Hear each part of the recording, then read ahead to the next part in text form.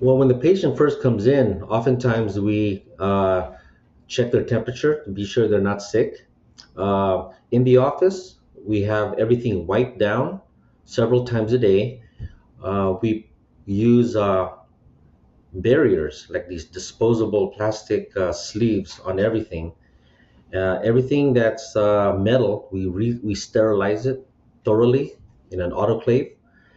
And even our water, it doesn't come from the tap. It's distilled water that we make in the office, and everything is pure and clean. And everything that's can be thrown away, we throw it away. And the only thing that can be reused and sterilized is thoroughly cleaned before it's put in the steam autoclave oven. There are several benefits for using composites over a silver amalgam. First and foremost, putting in a composite restoration, the preparation of the tooth can be much more conservative. It can be much more, uh, uh, less tooth is removed, and it doesn't have to have the bigger preparation as silver filling demands. Also, a big advantage is that these composite restorations are adhered to the tooth, kind of like putting an epoxy. It actually sticks to your tooth, makes your tooth stronger, as opposed to a silver filling, which just sits there like concrete on top of dirt. It just sits there, and it doesn't actually strengthen the tooth. So composite restoration, besides looking nice, it looks realistic and natural. It actually makes your tooth stronger. Doing a conventional bridge, the the two teeth on each side of the missing tooth requires them to be shaved down. So if it's possible to put a dental implant in that site, you're able to just leave those two teeth alone. So you're replacing a tooth with a dental implant, and it allows you to floss as well. So hygiene wise, it's better.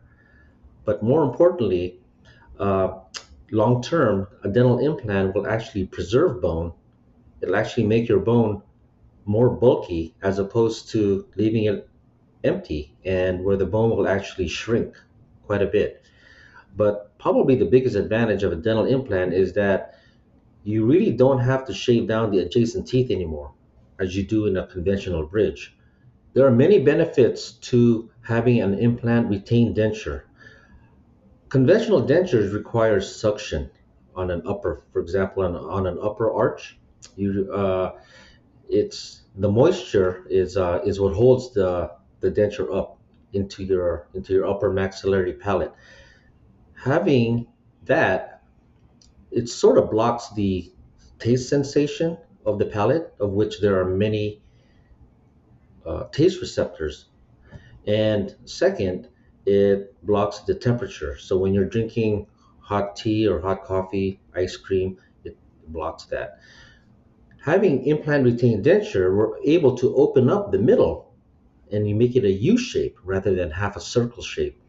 And that opens up the palate, allows the patient to enjoy flavor, the temperature, and it's also a lot less bulky, so you don't have that so much of a lisp. And most of all, it's very, very retentive. You actually have to kind of like nudge it off at the end of the day, and it's great. It's everyone loves it. It's just so much more convenient and comfortable.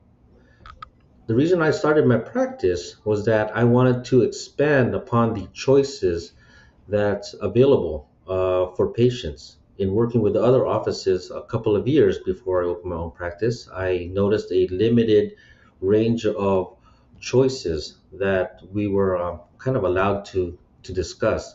And in taking extra classes, I knew there were more choices. So for patient uh, options and giving them options for the treatment and for their having better informed decisions, I wanted to give them a range of options that they can choose for their own benefit and for their own health.